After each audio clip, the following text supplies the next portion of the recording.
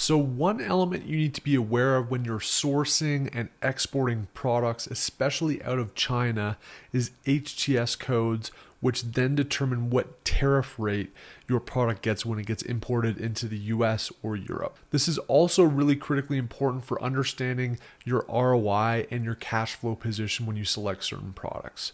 So the purpose of this video is to understand the process for identifying the correct HTS or HS code internationally and the tariff rate for your potential product.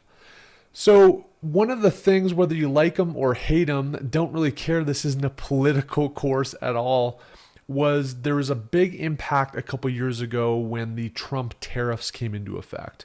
This is effectively a maneuver with international trade between the US and China to add some fairly punitive tariffs to goods that originated from China coming into the United States specifically. In most cases, it would be about a 15 to 25% tariff. So let's say that your product costs $100, you're paying $15 to $25 just on that commercial invoice value to get it into the United States.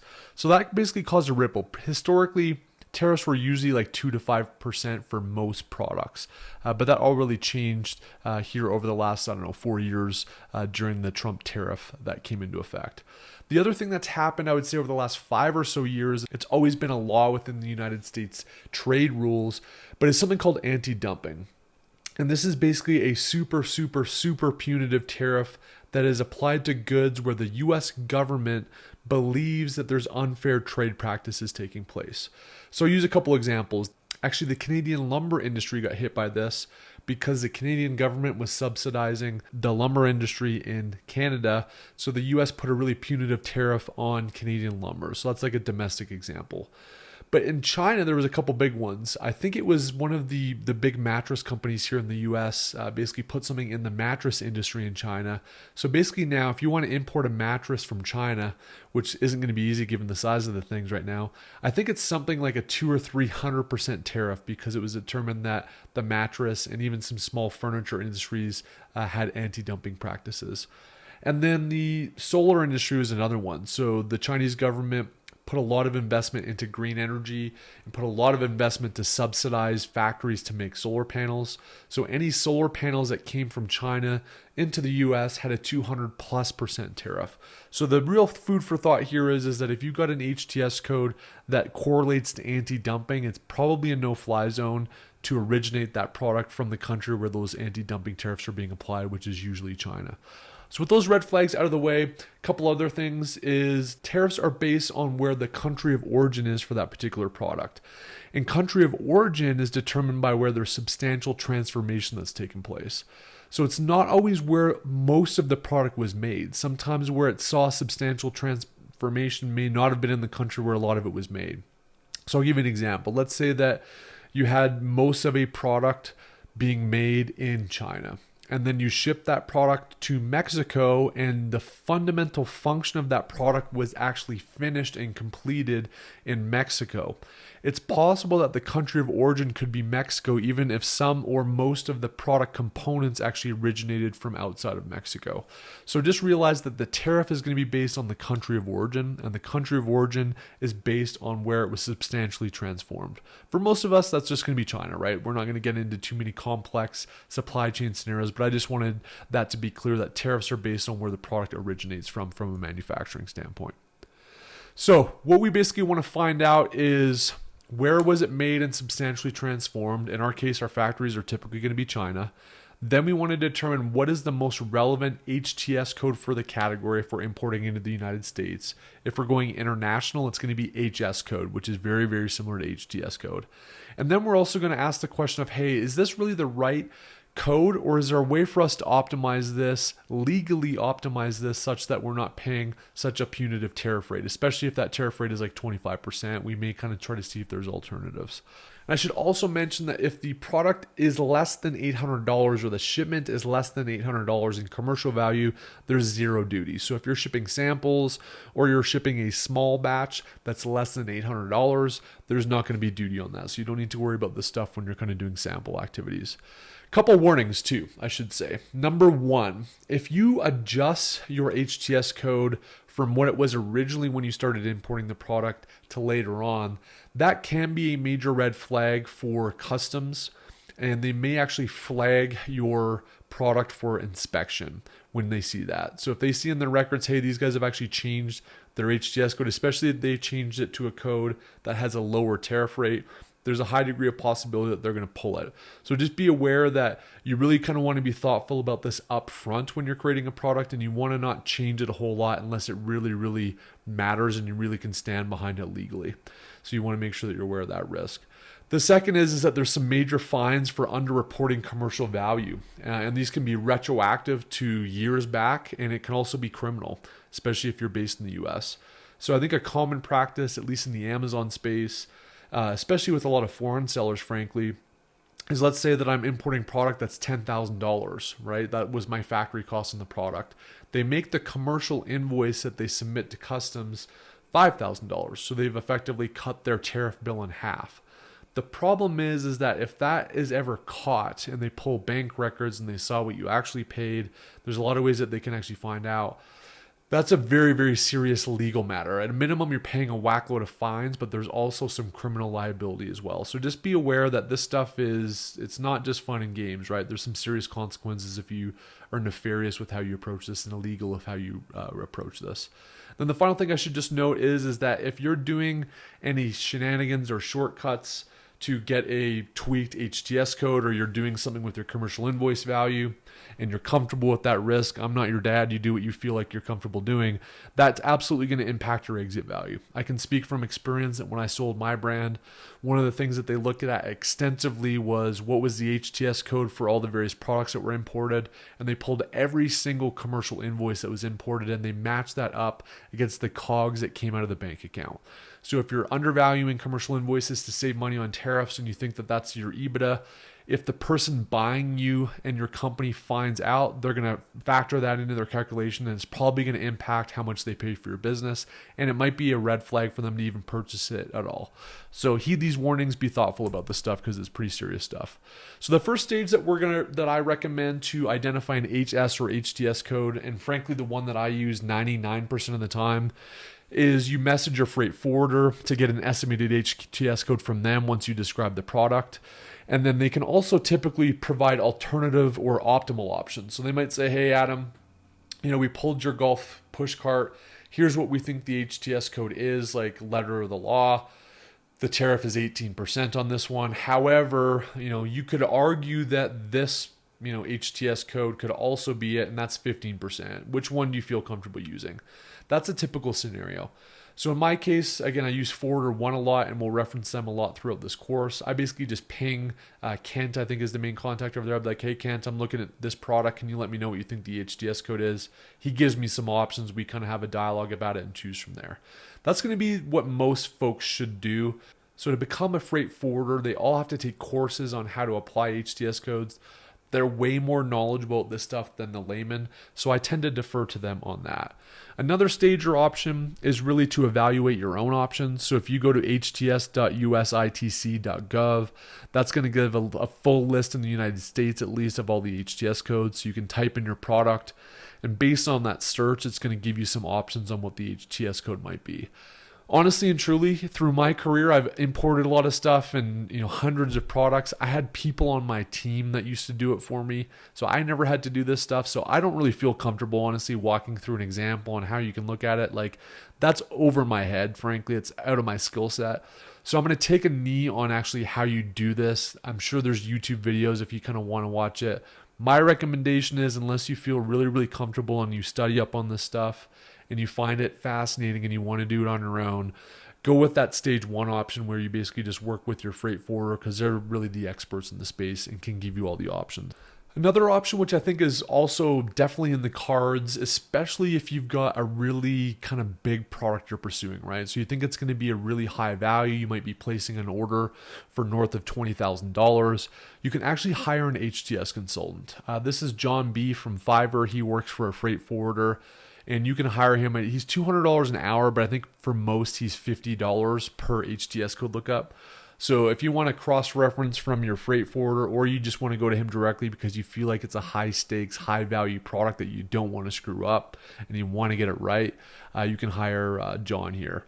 I would also just say too, if you've got really a high tariff amount that you want to try to see if there's any options and you're not quite sure if your freight forwarder is giving you all of them, John might be able to give you some alternatives too. Like, hey man, is there a way for us to find a legitimate legal classification for this product that's not 25% tariff? And he can work that angle for you and let you know if that's possible. Again, he's an expert. It's worth $50 for sure, given all the money on the line.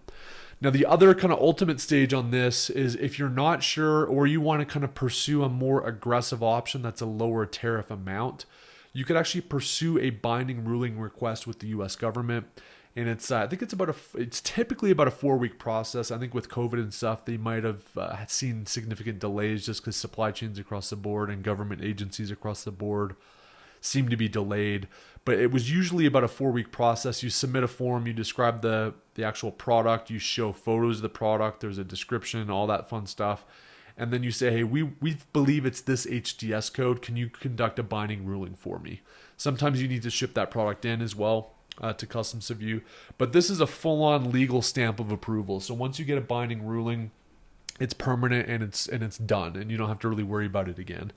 That said, if they do a binding ruling against what you think it is, there's really no turning back. You're going to have to use whatever they think it actually is, and that's going to be formally in the books for any import records that come through. I should also say this too. I've done some of this tariff optimization stuff before in my career. And one time we made a kind of a strategic move that was legal to adjust it to an HTS code that was less punitive and kind of got a lower duty rate. And then a year later, Trump tariffs came out and we ended up having to pay more, whereas the one it was on originally wouldn't have gotten that. So it's a little bit of a whack-a-mole exercise. You can determine how much it's worth for your particular product and situation, but there's definitely some creative outlets here to navigate to optimize for your tariffs. So, some other optimizations just to be aware of. One, you can remove non-product charges from your commercial invoices when you're getting imported. So, let's say that you had a $10,000 mold when you launched a product. You paid for $2,000 of it up front, and then the factory is going to add $5 to the product in perpetuity until that remaining $8,000 is paid off. That's a very likely scenario, especially as we like to structure some of our negotiations. You can ask your factory to bill you separately for that $5 unit charge because you don't want to get tariffs on that. So let's say that you had an additional $5, you pulled that out because you wanted it to be invoiced actually as a mold and not for the actual commercial invoice. That 5 times, say, a 20%, $5 times a 20% tariff amount is $1 saved. The other thing you definitely don't want to include in here is any like engineering fees. Anything like that that's non-product related, you should try to have that billed out separately so you don't get tariffed on that product and commercial invoice when it gets imported. The other thing is there's a substantial transformation strategy.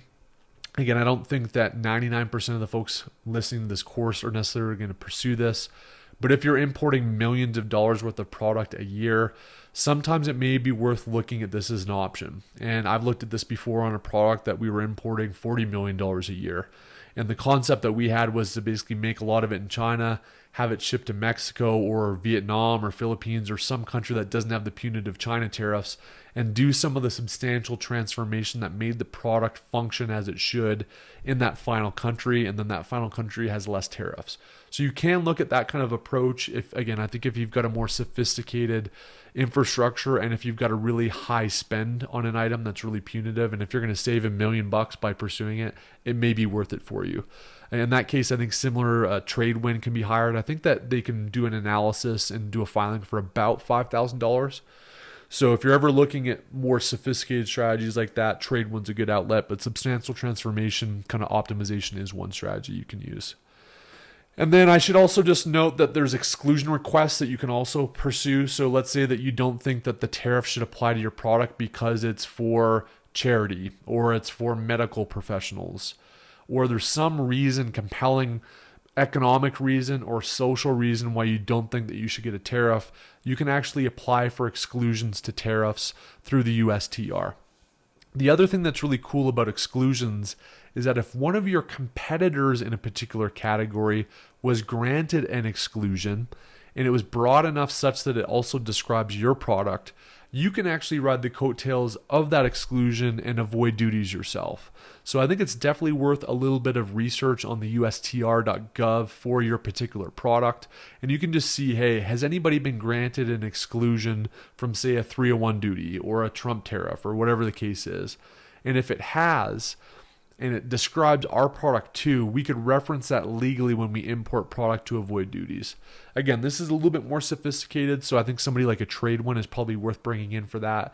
But at a minimum, I definitely suggest folks go to USTR and just see if there's any exclusions that have been granted over the last couple of years for one of their competitors or somebody else in the space. And if you feel like there's a compelling reason for you to get an exclusion, you can also submit your own. But there's typically going to be some legal filing stuff for that. And then I should also just say that there's alternate sourcing strategies too. So if you find an HTS code from, say, China, and the tariff just is going to totally bust the product up, but you feel like you can have it manufactured in a non-China country, maybe Vietnam, maybe Thailand, maybe Pakistan, maybe Mexico, who knows, maybe even find a US-based one. But you can also look at alternative sourcing to avoid tariffs as well.